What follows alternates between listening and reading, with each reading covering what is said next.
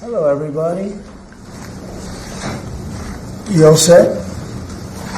So, I have some incredible people, and this is a very exciting thing that we're doing, and it was fast. They wanted to do it. I understand they've been here hundreds of times over the years trying to do it, and they're going to give you a little bit of history. Roger Penske, everybody knows, he's a legend in many different things, but certainly in racing. He's won the Indianapolis 500 20 times. On the 18th time, I said, he's been a friend of mine for a long time, but on the 18th time I said, I think I'm going to give him the Presidential Medal of Freedom because, you know, how do you do that? Japan, Germany, Roger, right? Everybody, they want to win the Indy 500. Right. They spend billions of dollars getting a car. This guy wins it like every year. He won it so many times that he ended up buying the track. So now he owns a track, he owns the race. It says it's pretty good. Now he's won it, though. He won it 2 times since he got it. And it's a total of 20. And didn't you win the Daytona 500? Yes. How many times? 4 times. That's all? That's that's terrible. I can't believe it. Anyway, if you win it once, it's like great. The guy's amazing. He's a genius, and a real genius at cars and racing. And they are going to put up something that's really amazing. It's really having to do with our great 250th birthday, where we're having so many wonderful things. UFC is coming, as you know, in front of the White House with a building literally a stadium. We're going to have over 100,000 people.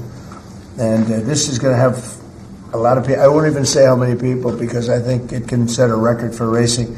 It's going to be very, very important. We're celebrating Greatness with American Motor Racing. That's going to be the name of the event. It's going to take place on August 21st through the 23rd. And it's going to be so exciting. And I love the racing. I don't have a lot of time to watch it, but I love the racing. And just before we start, I will say numbers came out this morning. They're phenomenal for the country. So we announced yesterday that for the first time in, I think, 28 years, America made more steel than Japan. Can you believe it? Japan's a big steel country. America made more steel than Japan. The numbers are record-setting numbers. Every one of our numbers are good. We've never had anything like it. We have over $18 trillion coming into our country. We're building thousands of plants and all sorts of businesses all over the United States. It's never been anything like it. $18 trillion investment. So we have over $18 trillion being invested in the United States of America. The record was $3 trillion 10 years ago, not by us, by another country. And we're going to do 18, and I think the 18 is going to go higher. We're just looking at 11 months. The 12th month hasn't come in yet, but it's going to bring us over 18, maybe even hit 20. So you have 18 to $20 trillion coming in, and we've never had anything like it. We have a record we just set, as you know. The S&P 500 just set a new record, 7,000. Nobody thought that was possible at this quick a time. They thought maybe at the end of 4 years or 5 years or 6 years. But we did it in the first year. And we had 48 stock market highs, Roger. So Roger's a big beneficiary because he has a lot of stock. But anybody that has stock, including people with 401ks. So the economy has never been like this. It was just announced that crime is at an all-time low. Best numbers on crime in the recorded history of our country, and the lowest numbers of murders in the history of our country that we have. Recorded history goes back 125 years. That's not bad. And a lot of that is because of the fact that we have a closed border. We've taken out thousands and thousands of criminals and murderers and drug dealers and everything else. And we've either brought them back to their country, or in some cases we have to put them in our jails because we don't want to have them come back. And so we don't want to just bring them back to their country and then they maybe come back. Despite our border, they're pretty sneaky, pretty smart. So we're doing things that nobody's ever seen before. The country is really in great shape. We have a large armada, flotilla, you can call it whatever you want, heading toward Iran right now, even larger than what we had in Venezuela. It's still in front of Venezuela. The Venezuelan situation, the leadership is doing a very good job. We're very happy, and we're getting along very, very well. And we're inviting countries of the world very shortly. They're going to be starting to take the oil. We're going to be heading that with the country, and it's worked out really well. We're now sending actually a larger number of ships to Iran, and hopefully we'll make a deal. If we do make a deal, that's good. If we don't make a deal, we'll see what happens. But this is going to be exciting. So I'm going to ask, and he really is a legend. He's a great man. I've known him for a tremendously long time. I refuse to say we were both young. Now we're both a little older. We refuse to say old, but we're a little older.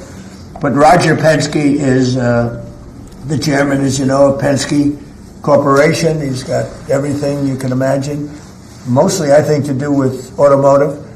And I'd like to ask him to say a few words about the event, because this is going to be, they're putting everything behind it, and I think it's going to be really exciting. Roger, please. Well, thank you, Mr. President. This is a really amazing time for us as a company to support the 250th anniversary for the country. And there's no better way for us to bring automotive and speed into the D.C. area and to have the opportunity to be able to compete here with our Indycars. As you know, we own the Indianapolis Motor Speedway, and we are taking that history of over 100 years and the speed and what's taken place there with the different manufacturers and bringing it here to this race will be amazing. Certainly the Freedom 250, when you think about it, it's just a byproduct of what the President has done during this year. And this will be an event, obviously, in August, which will make a huge difference. And we're excited. Be areas for people to see. Most of the grounds will be free. So it's going to be an economic benefit to the area, to the city. And obviously, with our Fox partner, Eric Shanks, will be our media partner. And believe me, what they did for us at Indy this past year, they're going to take that and put it on steroids, really, and take it to the next level. So thank you, Mr. President, for allowing us to come into your city. It's so great, Roger. Thank you. Great man. Eric, I'd like to have you say a few words. He's done a fantastic job at Fox, and he's really excited about this, and I know they're going to lay it on the line. Eric, please. Sure. Well, thank you, Mr. President, for having us here today. Big shout out to Secretary Duffy. This project was kind of on life support until you stepped in recently and got us here today. Secretary Berger, your team has been absolutely incredible. Explain how many times you came to Washington trying to do this. I think Bud came here 81 times.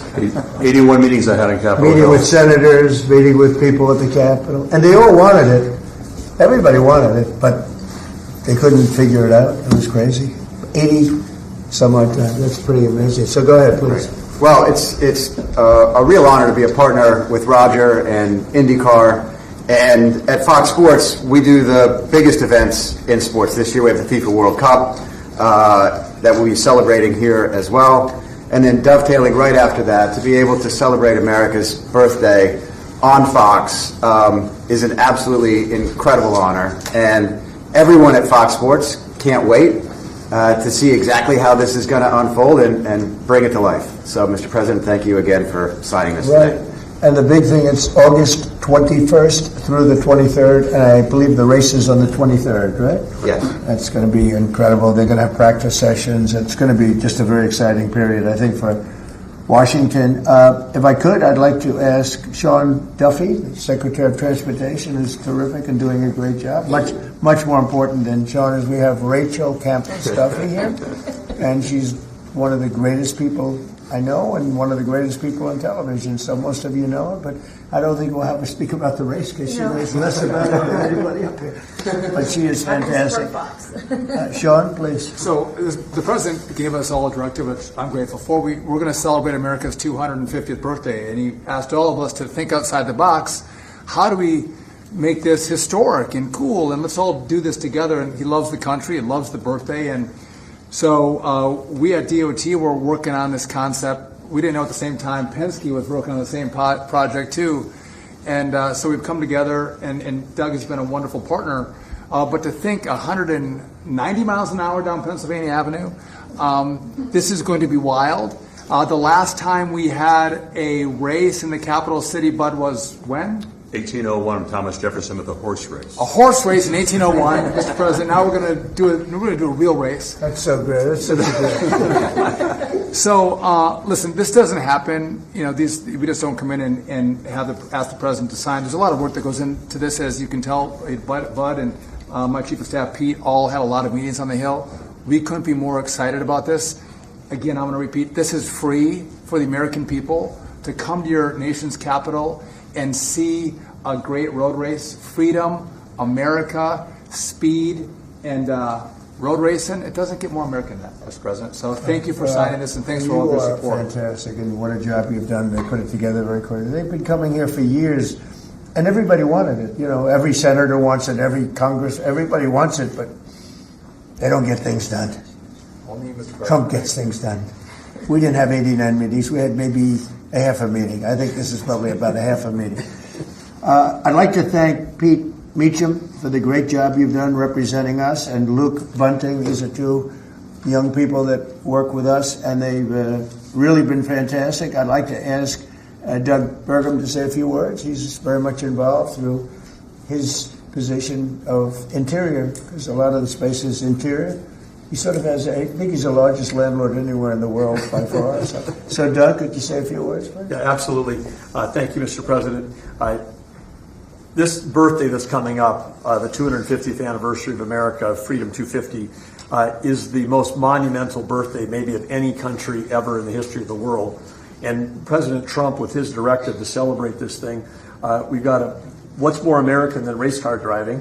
What's more monumental than the Indy 500 as an icon of what's going on in our country? And so merging the history and the tradition of our capital, Washington, D.C., with the speed and the innovation that goes on in the Indycar series is incredible. And it's a great metaphor, because the speeds we're talking about is the speed of President Trump. I want to reiterate, there weren't 81 meetings with the Trump administration. I think it was, they called President Trump.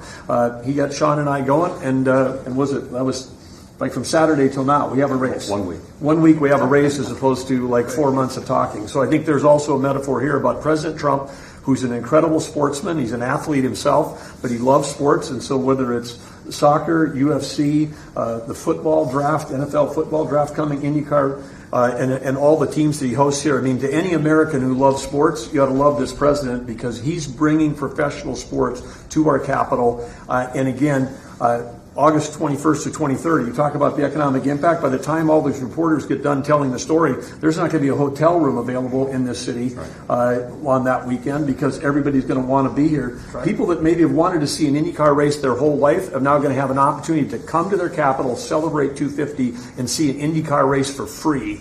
And they're going to be able to see it on the National Mall. And wherever you put down your lawn chair and watch this race for free, you're going to be staring at the Washington Monument, the Lincoln Memorial, the Jefferson Memorial. And I'm sure there's going to be fireworks this weekend, too. I'm sure of that. And if you need a permit, you can get one from Interior. So anyway, it's absolutely incredible. And congratulations to Sean, the Penske organization, Fox Sports, everybody for putting together. This is going to be a great celebration for America. Thank you very much, and you're doing a fantastic job. Could I just ask Bud Danker, who's the president of Penske Corporation, to say a few words, please? Well, thank you, Mr. President. You know, Eric Shanks and I from Fox had this dream, and just last July, and could it ever be possible to bring a race to our nation's capital to celebrate our country's history? And everybody said there's no way. It's impossible. How do you put a race on at 190 miles an hour in a city like Washington, D.C.? I came here, I walked this area for a while, I found a racetrack on the Capitol grounds, up against a lot of meetings, and couldn't get the kind of support we need. So within a week, Secretary Duffy and we put this together with the president, didn't we? And now we have a race here on our city property, on the national properties, that is going to celebrate America. The word free shouldn't be overridden, because we are going to have a free event here. People come out and celebrate our country's history. I also want to thank Mayor Bowser. She has been a great partner in this process as well, too. So I know that, Mr. President, she's a great supporter of what you've done here in the city as well, too, and we thank her for this. But we're going to have an amazing event. We're going to make everybody in this country proud. We want everybody to come out for free and enjoy this and celebrate our country the way it should be here in the nation's capital. Thank you, Mr. President. And I said, pick the best site. It's very important. Pick the best site. Don't go for second or third, because there are a lot of different routes. I said, pick, even if it's more difficult to get approved. Pick the absolute best site. And they were actually looking at another site And when I said that, they said, well, the best site is this site, the site we're doing. I said, let's take a look at it, and we think it's the best site too. It's actually better than the original site they were looking at.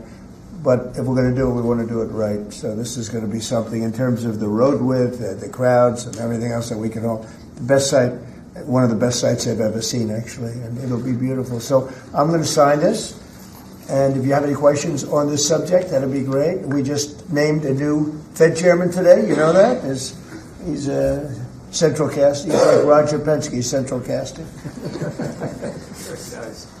You know him, Roger?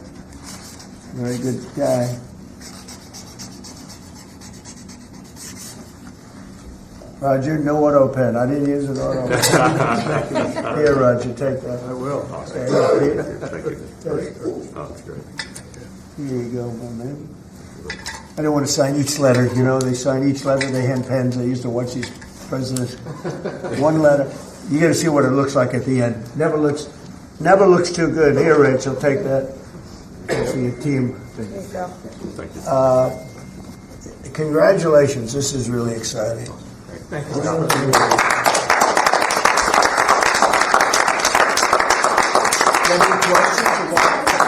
And chair nominee, since you just brought it up, did Yes. Kevin Warsh commit to you that he will push to cut interest rates if he is confirmed? No, but we talk about it, and I've been following them, and I don't want to ask him that question. I think it's inappropriate, probably. It probably would be allowed, but I want to keep it nice and pure. But he certainly wants to cut rates. I've been watching him for a long time. Senator Gonzalez. Did you have any concerns about his hawkish history of pushing for rate hikes? He's going to want to do the same thing. I think that, yeah, I've had times when I think you've had to really have rate hikes too. But he's very smart, very good, strong, young, pretty young, and I think he's going to do a good. I mean, he was the central casting guy that people wanted. Kevin was great. I tell you what, I met numerous people. Every one of them were fantastic, really fantastic. I wanted to keep Kevin here, and I thought that I called Kevin 1, Kevin 2, and we have. I said it's going to be a Kevin, but Kevin really has been fantastic at the White House. You all know him. You know him very well, and so we have Kevin W. Are you concerned, Mr. President, about the confirmation hearings? We've heard No. Senator Tillis. No. You think Well, with the DOJ investigation that's going on? This is in the whole country. I would say that this was the perfect candidate. This was not a surprise or anything. This was the man that's most qualified. Top student, best schools, everything was like perfect. Youngest person ever to serve on the Fed.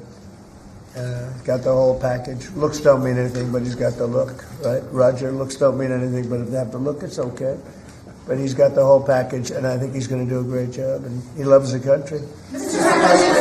Yeah, wait. Please, in the back, yes. Are you giving Iran any kind of deadline to make a deal before potentially taking Only military they action? know for sure. Have you communicated that to them Yeah, directly? I have. Do you have a timeline for when you're going to pull back potentially the federal presence there? No, we'll see how it all works out. They have to float someplace. They might as well float near Iran. But it's a rough situation going on. So I stopped 837 people, as you know, last week from being hung. They were going to hang 830. It was all set.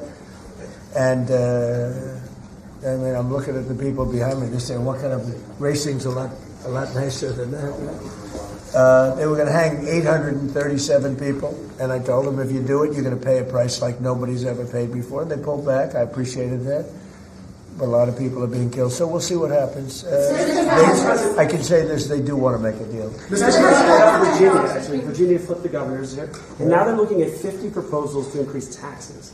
What do you think about that? Well, I think it's terrible. I think a lot of people will leave Virginia. I saw that. Look, Glenn was a friend of mine, Glenn Youngkin, and worked so hard on cutting taxes. This woman came in, and in one swoop, she raised everything up higher than it ever was. I don't understand it. I mean, people voted for Democrat, but she came in and she raised, and I'll work with her like I work with everyone else, but she came into Virginia, raised everything to a point like taxes that nobody ever even heard of before.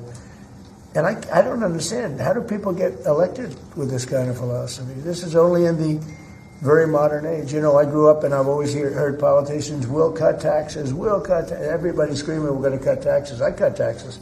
I gave you the biggest tax cut in the history of our country, in the great big beautiful bill.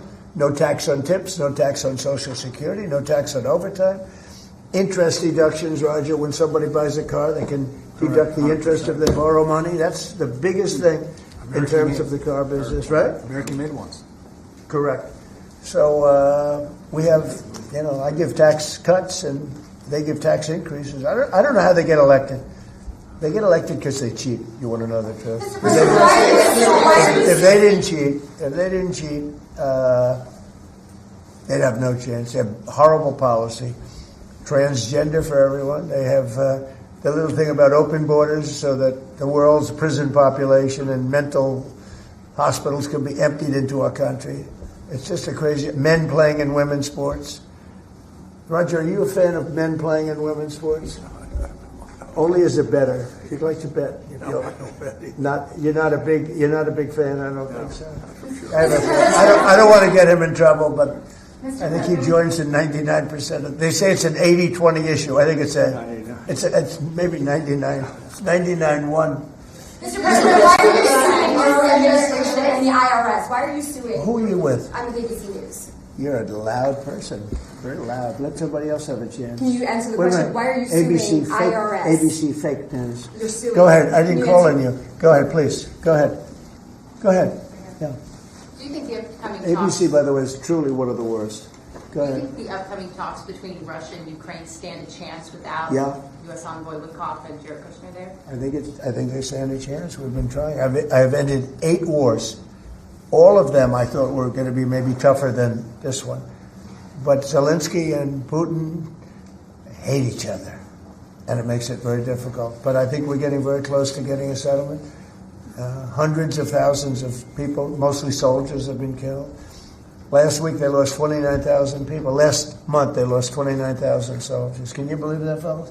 29,000. You lose one race driver, and it's a big deal. 29,000 soldiers in 1 month. 27,000 the month before.